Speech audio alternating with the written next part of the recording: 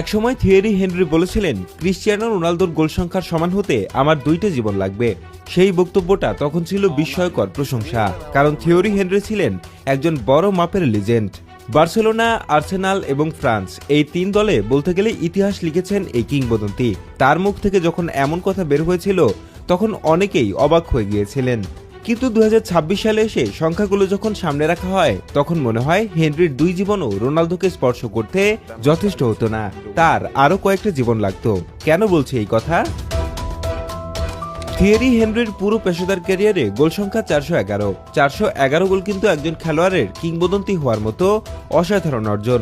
বিশ্বে হাজার হাজার খেলোয়াড় থাকলেও 50 জনের বেশি খেলোয়াড়ের আছে 400 গোল করার মতো রেকর্ড, যেখানে সবচেয়ে কম বয়সে 400 গোলের মাইল ফলক অর্জন করা খেলোয়াড়ের নাম কিলিয়ান এমবাপ্পে, তিনিও ফ্রান্সের।